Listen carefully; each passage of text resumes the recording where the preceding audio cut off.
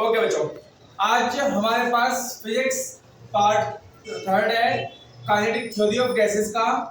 आज हम part third start करेंगे, जिसने मैंने पार्ट टू और पार्ट वन नहीं देखा। पहले काइनेटिक थ्योरी का वो देखे, उसके बाद हमारे पास पार्ट थ्री पे आए। पार्ट वन और पार्ट टू का लिंक डिस्क्रिप्शन में दिया हुआ है। आज हमने लास्ट क्लास पार्ट टू में जो पढ़ा था वो हमने पढ़ लिया था, प्रोबेबल स्पीड तक हमने पढ़ लिया था। आज जो हम बात करेंगे, आज हम कुछ टॉपिक्स की बात करेंगे और आज चैप्टर हम क्या करेंगे, एंड करेंगे। ठीक है बेटा, चलते हैं हम आगे। ओके बच्चों, हमारे पास आज का पहला टॉपिक क्या है, degree of freedom. Degree of freedom, इसकी डेफिनेशन लिख लो पहले। It is defined as the total number of independent ways in which particle of system can absorb energy. कि भाई हमारे पास कितने तरीके होते हैं किसी सिस्टम के द्वारा कि वो अपनी एनर्जी को क्या कर सके, एब्सॉर्ब कर सके। ठीक है, उसको हम क्या बोलते हैं, डिग्री ऑफ फ्रीडम बोलते हैं। या हम ये बोलते हैं कि जी पार्टिकल टकरा के कितनी डायरेक्शन मूव करेगा, डिग्री ऑफ फ्रीडम। ठीक है बेटा, डिग्री ऑफ फ्रीडम का हमारे पास एक फॉर्मूला होता है, F is equal to 3n minus का k। 3n माइनस का k। यहाँ पे जो n होता है वो क्या होता है, नंबर ऑफ पार्टिकल्स होते हैं, नंबर ऑफ पार्टिकल्स। और यहाँ पे जो k होता है वो क्या है, independent path, independent ways. Number of independent ways कितने होते हैं। ठीक है बेटा, अब हम बात करते हैं डिग्री ऑफ फ्रीडम मोनोएटॉमिक, डायएटॉमिक और ट्राइएटॉमिक की। ठीक है बेटा, ओके बच्चों, हम बात करते हैं किसकी, पहले फर्स्ट बात करते हैं degree of freedom for monoatomic gas. Monoatomic gas, भाई बेटा देखो, जैसे तुम्हें पता लग गया मोनोएटॉमिक गैस है, मोनो मतलब सिंगल पार्टिकल है, तो बेटा n की वैल्यू कितनी हो गई, यहाँ पे 1 हो गई। के पार्टिकल्स का पाथ हो गए 0। जब भाई एक ही पार्टिकल तो एक ही पाथ में मूव करेगा, कोई इंडिपेंडेंट लिंक नहीं कर रहा, तो वो कितना हो गया बेटा, 0 हो गया। ठीक है, तो हमने यहाँ पे डिग्री ऑफ फ्रीडम निकाली 3n minus k, 3 into 1 minus का 0, 3 बन जाती है। ठीक है बेटा, तो मेरे पास डिग्री ऑफ फ्रीडम कितनी आ गई, 3। जो एक पार्टिकल है गैस का, जो मेरे पास एक पार्टिकल है गैस का, वो 3 डायरेक्शन में मूव कर सकता है। ठीक है बेटा, हम सेकंड पार्ट की बात करते हैं, degree of freedom, degree of freedom for diatomic gas. Diatomic gas, अगर मैं बेटा डायएटॉमिक गैस की बात करता हूं तो मेरे पास जो n होगा, डायएटॉमिक का तो 2 होगा, पार्टिकल्स किसके ऊपर डिपेंड करेगा, 1। भाई जो पहले का पाथ होगा उसके ऊपर डिपेंड करेगा, तो k की वैल्यू भी 1। यहां हमने f की वैल्यू निकाली, कितना आया 3n माइनस का k, 3 into में 2 माइनस का 1, तो कितना आ गया बेटा हमारा आंसर, डिग्री ऑफ फ्रीडम का आ गया 5। ठीक है बेटा, यहां तक। अब हम आगे चलते हैं अपना, अब हमारे पास नेक्स्ट हम बात करते हैं degree of freedom, degree of freedom, freedom की बात करेंगे फॉर ट्राइएटॉमिक, ट्राइएटॉमिक गैस। बेटा ट्राइएटॉमिक गैस में मेरे पास 2 पार्ट बनते हैं, एक लीनियर बनता है, लीनियर रिलेशन, और एक बनता है non linear relation, non linear relation. ठीक है बेटा, मेरे पास इसमें ये ट्राइएटॉमिक होगा, नंबर ऑफ पार्टिकल्स बेटा कितना होगा, 3। सही है, लेकिन लीनियर अगर बात करें कैसे, ऐसे, ऐसे और ऐसे, लेकिन नॉन लीनियर कैसे बनेगा बेटा, ऐसे। ठीक है, नॉन लीनियर कैसे बन गया, इस टाइप से बन गया। भाई अब अगर मैं लीनियर की बात करूं तो उसमें जो k की वैल्यू होगी वो कितनी होगी बेटा, 2। ठीक है, एक कप लेते हैं, सही है, और इसमें अगर मैं लीनियर की बात करूं तो k की वैल्यू कितनी होगी, 3। ठीक है ना, ओके। अगर मैं डिग्री ऑफ फ्रीडम निकालूं f, 3n माइनस का k, इसके लिए निकाल दो, कितना होगा 3 into में 2, 3 into में 3 माइनस का 2, कितना होगा 3 3 9, 9 में से 2 गए 7। ठीक है, अगर मैं इसकी बात करूं f is equal to 3 into में 3 माइनस का 3, तो कितना आ गया 6। तो बेटा डिग्री ऑफ फ्रीडम किसका कितना है, 6। इसका कितना आ गया बेटा, डिग्री ऑफ फ्रीडम 7 आ गया। ठीक है बेटा, अब हम चलते हैं अपना आगे। ओके बच्चों, अब हमारे पास जो नेक्स्ट टॉपिक पढ़ना है वो हमारे पास law of equipartition of energy. क्या है बेटा next topic, law of equipartition of energy, partition of energy. Law of equipartition of energy. बेटा law of equipartition of energy पहले डेफिनेशन लिख लो, देखो it state that there in any dynamically system it states that in any dynamical system in thermal equilibrium the energy is equally distributed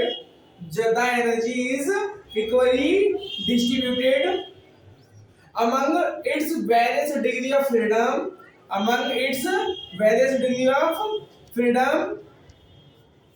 and the energy associated with each particle is half kBt, where kB is the Boltzmann constant and T is the temperature. भाई हमारे पास according, इसके बाद नीचे लिखो बेटा, according to the kinetic energy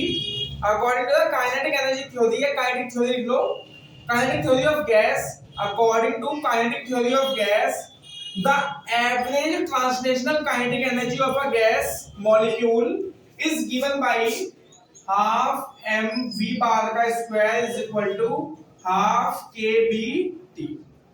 ठीक है बेटा, हाफ kBt। अब हम यहां से आगे डेरिवेशन करते हैं।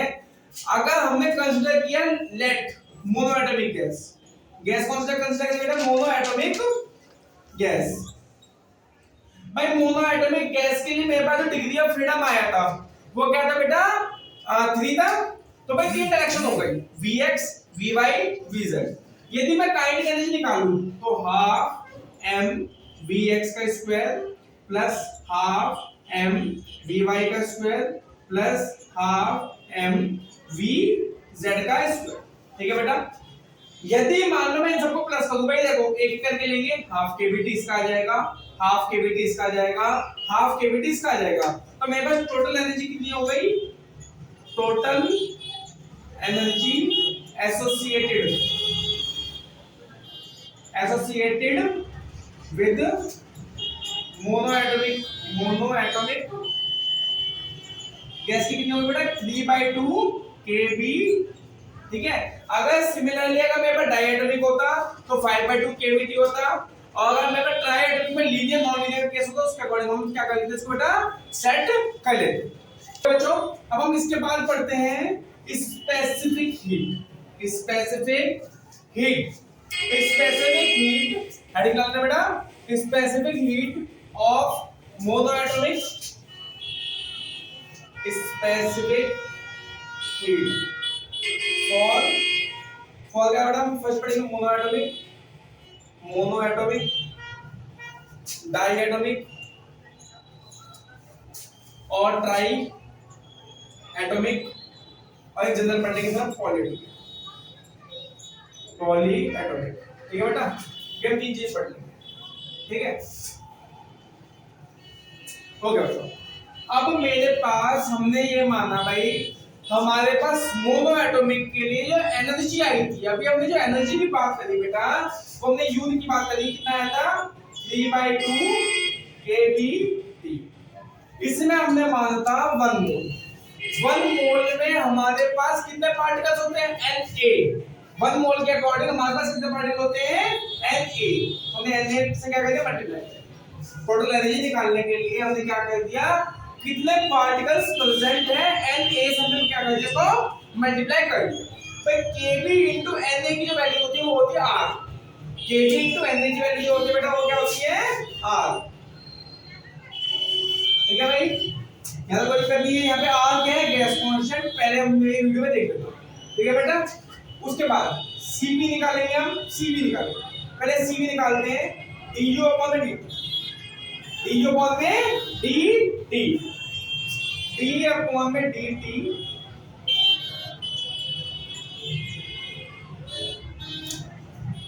ठीक है भाई, हमने स्मॉल टी कैपिटल टी कोई फर्क नहीं पड़ता। ठीक है, एक काम करो, यहाँ पे कैपिटल टी लिख लो और यहाँ पे भी क्या करो, कैपिटल टी। ठीक है बेटा, यहाँ तक यहाँ पे हमने क्या कर दिया 3/2 RT। अब डिफरेंशिएशन जैसे ही करोगे 3/2 क्या हो जाएगा, बाहर आ जाएगा, 3/2 r बाहर आ गया और dt by dt बचेगा, उसका कितना क्या होगा, या तो कोई दिक्कत नहीं। अब हमने मेल फॉर्मूला पढ़ा था Cp minus Cv is equal to R, Cp minus Cv is equal to बेटा कितना पढ़ा था हमने R, Cv हम निकाल चुके हैं, Cv निकल जाएगा, Cp निकालना है तो Cv plus R 3/2 R plus R, जैसे कितना होगा बेटा 5/2 R, ठीक है 5/2 R। अब हम क्या निकालते हैं, ऐसे हम स्पेसिफिक हीट निकालते हैं, ऐसे क्या निकालते हैं बेटा, हम स्पेसिफिक हीट निकालते हैं।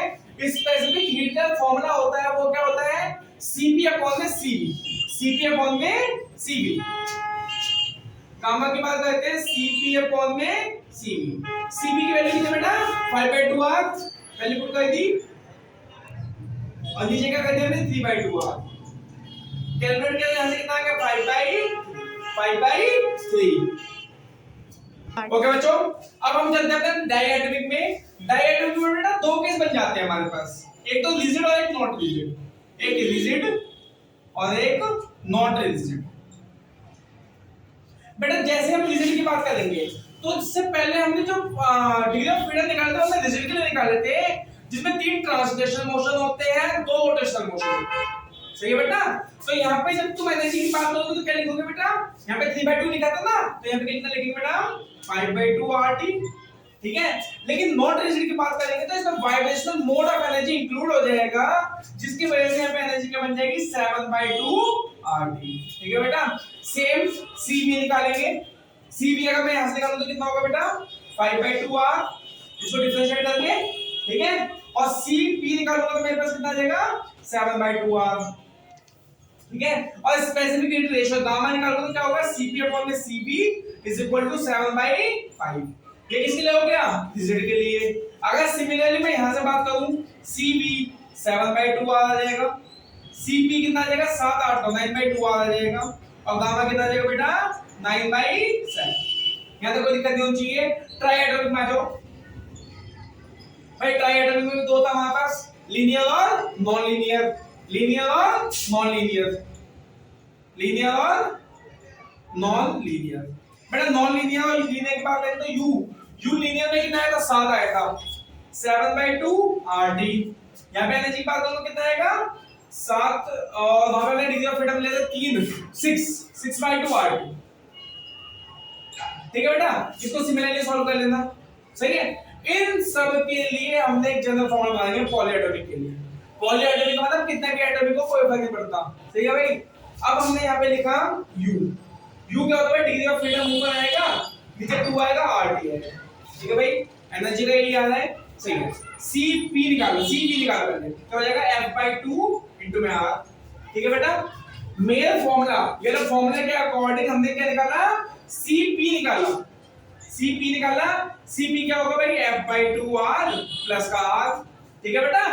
ये तो करना है यहाँ पे, इसको इधर लगा के, ठीक है। उसके बाद क्या हो गया जी F/2 प्लस 1 इंटू में क्या हो गया बेटा R हो गया। यहाँ तक दिक्कत नहीं होनी चाहिए कोई भी, ठीक है बेटा। यहाँ तक क्या होनी चाहिए, कोई दिक्कत नहीं होनी चाहिए। अब हम क्या करना है गामा, गामा क्या होता है Cp अपॉन में Cv, Cp की value F plus F/2 plus का 1 इंटू में R अपॉन में F/2 इंटू में, ठीक है बेटा। यहाँ तो कोई दिक्कत नहीं होनी चाहिए, ठीक है। उसके बाद हमने क्या किया, इस R से R को कैंसिल आउट कर दिया, R से R को हमने क्या कर दिया बेटा कैंसिल आउट कर दिया।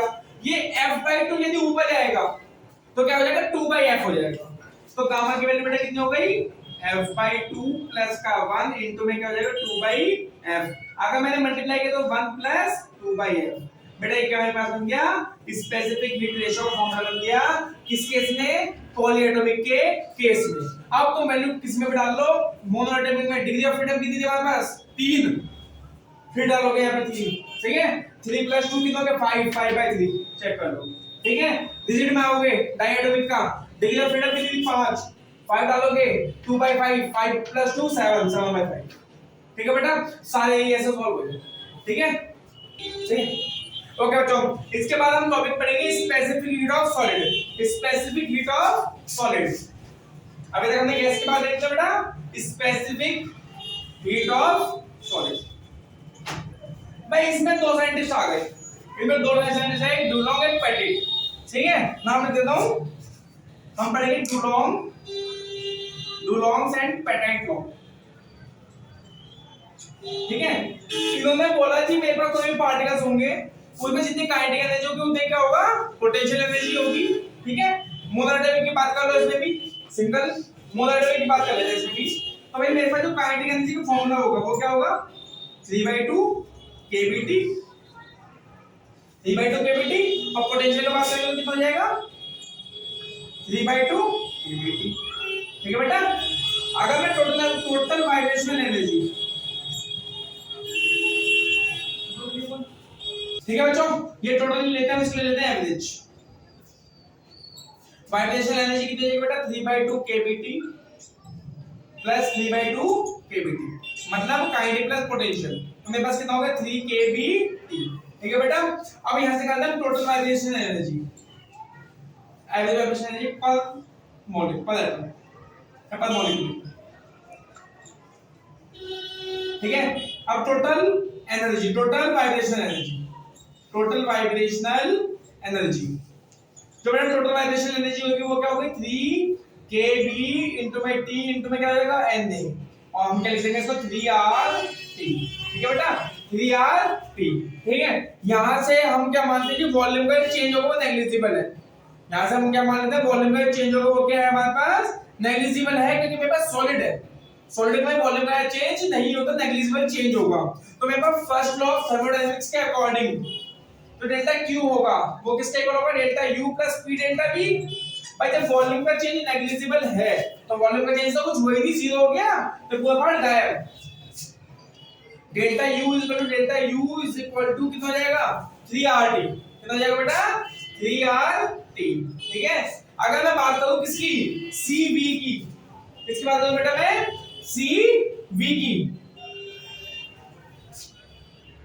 CV क्या होता है, delta Q bye delta T होता है, ठीक है। भाई अगर बेटा तुम यहाँ पे कैपिटल T कंसीडर करोगे तो यहाँ पे कैपिटल T ले लेना, स्मॉल t ले लेना तो स्मॉल t ले लेना, ऐसा कोई रूल नहीं है, ठीक है। उसके बाद 3R आएगा, कितना आएगा आंसर, 3R, ये मेरे पास क्या हो गया, स्पेसिफिक हीट ऑफ सॉलिड हो गया। सिमिलरली बेटा जो हमने ना वाटर की हम बात करेंगे, स्पेसिफिक हीट ऑफ वाटर की बात करते हैं, स्पेसिफिक हीट ऑफ वाटर में हम क्या लेंगे, उसमें 3 एटम्स मानते हैं। वाटर में क्या होता है, वाटर होता है H2O होता है, तो 3 एटम्स होते हैं, हम क्या करेंगे इसको Cp को 3 से और मल्टीप्लाई करेंगे। अगर हम स्पेसिफिक हीट ऑफ वाटर की बात करें, स्पेसिफिक हीट ऑफ वाटर की बात करेंगे बेटा, तो क्या हो जाएगा, उसमें 9 मॉलिक्यूल्स हो जाएंगे, वो 3 मॉलिक्यूल्स हो जाएंगे ना, H2O। भाई हमने यहाँ पे पार्टिकल से मल्टीप्लाई किया था कि मॉलिक्यूल, सब पर मॉलिक्यूल निकाल देते हैं, सही है। यहाँ पे एटम्स कितने हो गए, 3 एटम्स हो गए, तो हम क्या करेंगे, Cv is equal to 3 into में 3R कितना होगा मेरे पास बेटा, 9R, इसका वैल्यू याद कर लेना, ठीक है। ठीक है बच्चों यहाँ पे ना हमने जो एवरेज वाइब्रेशन एनर्जी ली है ना, ये पर एटम लिया है, ठीक है। जब भी हमने वहां पर 3 से मल्टीप्लाई किया तो हमारे पास 3 एटम हो गए, ठीक है बेटा। अब हम बात करेंगे अपना मीन फ्री पाथ की, अब हम बात करेंगे किसकी, मीन फ्री पाथ की। देखो बेटा मीन फ्री पाथ क्या होता है, भाई देखो हमारे पास जो एटम्स होंगे वो क्या करेंगे, वो वाइब्रेट करेंगे, जो बॉल्स होंगे उनसे टकराएंगे, जो बॉल्स होंगे उनसे क्या करेंगे, टकराएंगे। पहले डेफिनेशन लिख लो मीन फ्री पाथ की, फिर चलते हैं आगे, लिखो between two successive collision a molecule moves along a straight path। दो कोलिजन के बीच में जो मॉलिक्यूल होगा वो स्ट्रेट पाथ में मूव करेगा, यूनिफॉर्म वेलोसिटी भी होगी। उन दोनों पाथ का जो पाथ्स होंगे वो क्या हो जाएंगे, मीन फ्री पाथ्स हो जाएंगे। वो पाथ जो पाथ होंगे वो क्या होंगे, फ्री पाथ्स होंगे। यदि मैं उनकी डिस्टेंस का मीन लेता हूं तो वो क्या हो जाएगा, मीन फ्री पाथ हो जाएगा। देखो जैसे बेटा मीन फ्री पाथ क्या होता है बेटा, देखो जैसे मान लो एक पार्टिकल है यहां से यहां टकराया, यहां से यहां चला गया, फिर S चला गया, फिर S चला गया, फिर S चला गया, मान लो S चला गया, ठीक है बेटा। हमने एक को मान λ1, λ2, λ3, λ4, lambda 5, lambda 6, lambda 4, lambda 5, lambda 6। ठीक है बेटा, हमने क्या निकाला लैम्डा बार, क्या हो जाएगा lambda 1 plus lambda 2 plus lambda 3, हो सकता है बेटा n बार किया हो अपॉन में n। ये बेटा मेरे पास क्या बन जाएगा, मीन फ्री पाथ का क्या बन जाएगा बेटा, फॉर्मूला बन जाएगा।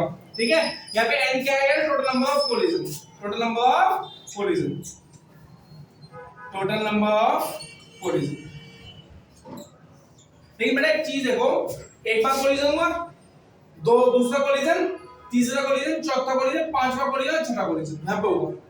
ठीक है, लेकिन यहाँ पे कोलिजन हुआ नहीं है।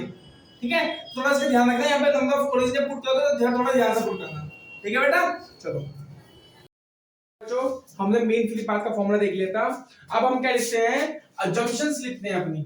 अब हम डेरिवेशन पे चलते हैं और अजम्पशंस लिखते हैं, assumptions for mean free path. ठीक है बेटा, तो इस वाले में हमने दो अजम्पशन कंसीडर करी हुई है, दो अजम्पशन कंसीडर करी हुई है। तो ये मेरे पास अजम्पशंस लिख ली है, इनको अपने नोट डाउन कर लेना कॉपी में।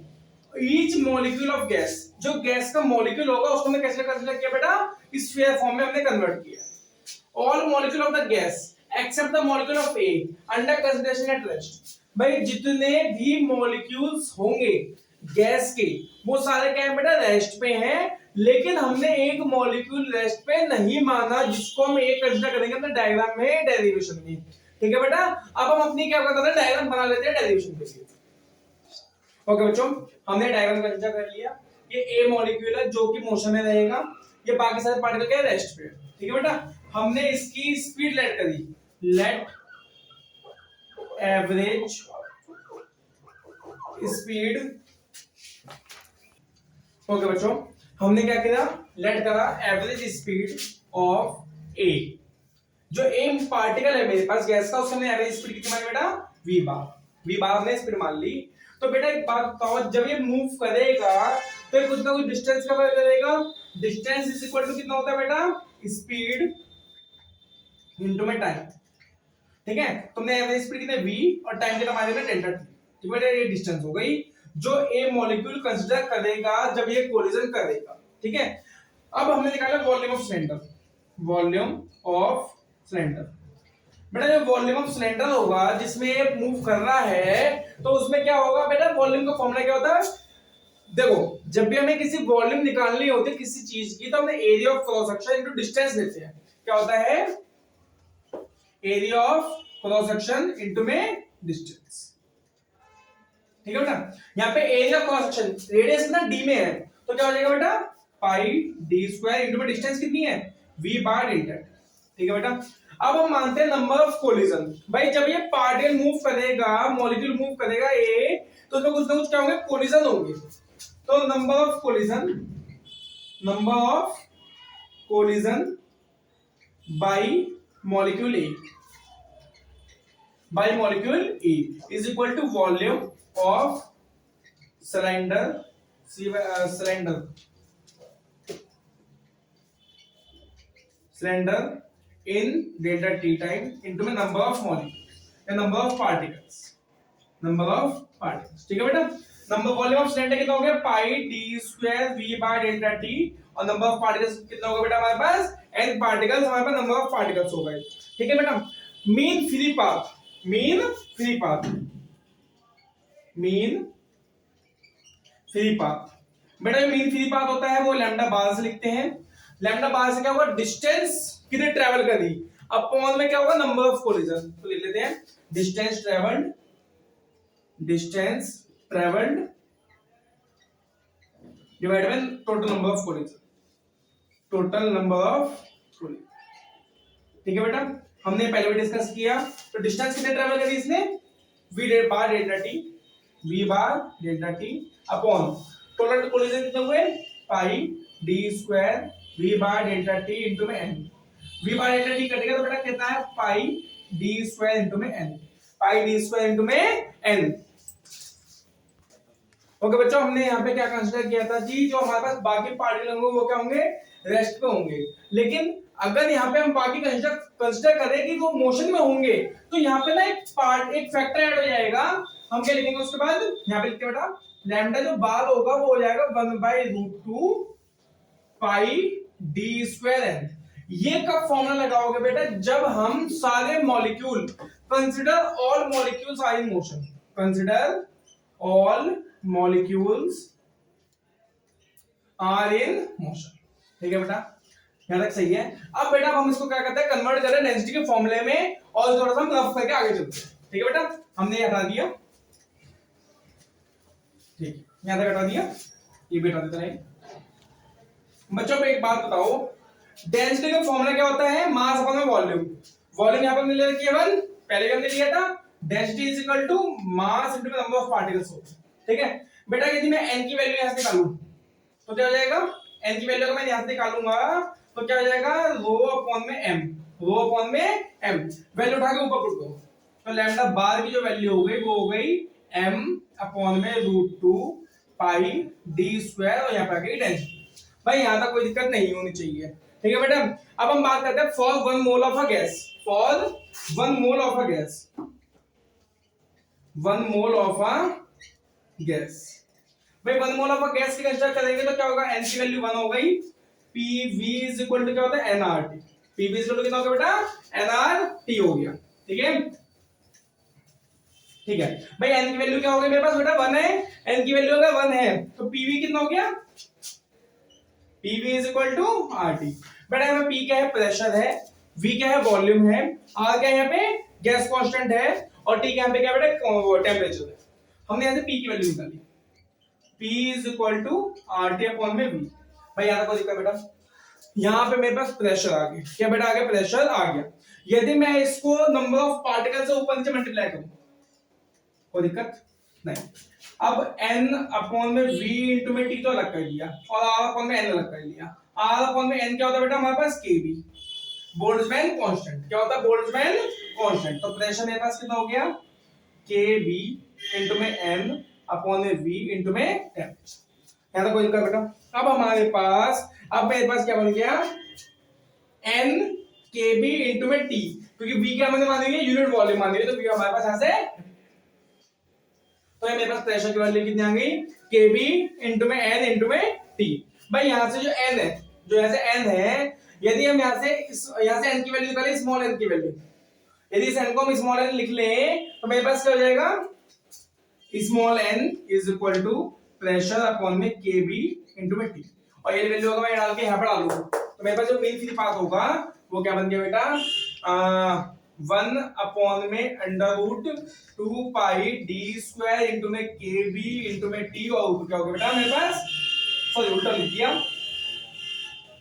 p नीचे आएगा, kb इंटू में t क्या आ गया? ऊपर आ गया। सही बेटा, यहाँ पे मेरे पास क्या हो गया? मेन फ्री पाथ की डेरिवेशन खत्म हो गई। अब हम फैक्टर की बात करेंगे। बच्चों यहाँ पे जो n था ना, जो यहाँ पे वॉल्यूम थी, इसको हमने कंसीडर किया है बेटा n। ठीक है ना, ध्यान रखना चलिए बात को। ओके बच्चा, अब हम बात करते हैं फैक्टर कि भाई ये फैक्टर्स होंगे on which mean free path depend, factor on which mean free path is depend. देखो बच्चों, फॉर्मूला देखेंगे लैम्डा बार फर्स्ट। देखो भाई लैम्डा बार प्रोपोर्शन किसके है? m के। प्रोपोर्शन किसके है? m के डायरेक्टली। सेकंड, इनवर्सली किसके है? डेंसिटी। थर्ड, इनवर्सली किसके बेटा? लैम्डा। इनवर्सली किसके? डायमीटर के स्क्वायर के। ठीक है बेटा, उसके बाद ये हो गया। फोर्थ, लैम्डा जो है मीन फ्री पाथ, प्रोपोर्शन किसके है? टेम्परेचर के। फिफ्थ, जो लैम्डा बार है मीन फ्री पाथ, वो किसके प्रोपोर्शनल होगा बेटा? इनवर्सली p के। बेटा फैक्टर है हमारे पास जिनके ऊपर क्या करता है? पूरा डिपेंड करता है मीन फ्री पाथ। ओके बच्चों, अब हम चलते हैं अपने नेक्स्ट एवोगैड्रो नंबर। बेटा एवोगैड्रो नंबर तुम्हें पता होगा सबको। एवोगैड्रो जो नंबर होता है वो क्या होता है? कितना बेटा? 6.022 into 10⁻23। ये मेरे पास क्या होता है? एवोगैड्रो नंबर होता है। ठीक है, इसमें मैं डिटेल नहीं करवा रहा। एवोगैड्रो नंबर में क्या होता है? 6.022 into 10⁻23। भाई यहाँ से हम वेट मॉलिक्यूल्स का निकालते हैं, नंबर ऑफ मोल्स में यूज करते हैं, ये सब निकालते हैं। नेक्स्ट हमारे पास आता है ब्राउनियन मोशन। बेटा कौन सा मोशन आता है? ये कटा हुआ टॉपिक है वैसे आंसर के अकॉर्डिंग ब्राउनियन। क्या बेटा स्पेलिंग क्या होती है? Brownian, B R O W NIAN, Brownian motion. ठीक है, ब्राउनियन मोशन बेटा स्टार लगा हुआ है, ये टॉपिक पेपर में नहीं आता लेकिन मैं करवा देता हूँ। देखो बेटा, जैसे पोलन ग्रेन्स, जैसे तुम्हें पता होगा, जैसे मान लो हमने एक बॉल ली, एक बॉल को हमने रूम में फेंका, तो क्या होगा, जिगजैग मोशन जो होगा उस मोशन को हम क्या बोलते हैं, ब्राउनियन मोशन बोलते हैं। ठीक है, अब यदि एक बात बताओ, ये किस किस के ऊपर डिपेंड करेगा भाई, टेम्परेचर के ऊपर डिपेंड करेगा, लेकिन फ्लूइड में होता है। ब्राउनियन मोशन क्या होता है बेटा, फ्लूइड में होता है। जैसे पोलन ग्रेन्स अगर मान लो पानी में गिरे, पोलन ग्रेन्स जो फ्लावर के पोलन ग्रेन्स होते हैं 10th क्लास में पढ़ा होगा बेटा तुमने, वो अगर पानी में गिरे तो कंटीन्यूअस मोशन करेंगे। तो डिपेंड किस किस के ऊपर करता है भाई, अगर मान लो मेरे पास ब्राउनियन मोशन डिक्रीज होगा साइज पार्टिकल का तो इंक्रीज हो जाएगा, इंक्रीज टेम्परेचर होगा, decrease density of the fluid होगा, decrease in the viscosity of the fluid होगा। ठीक है बेटा, ये मेरे पास ब्राउनियन मोशन का लास्ट टॉपिक था। ये हमारे पास यहाँ पे फाइनल काइनेटिक थ्योरी खत्म हो गई। इसके बाद हम आगे चलेंगे अपने नए चैप्टर पे नई वीडियो के साथ। मेरे चैनल को लाइक करें, सब्सक्राइब करें और शेयर करें। ऐसी वीडियो देखने के लिए मुझे कमेंट करें और मोटिवेट करें। Thank you.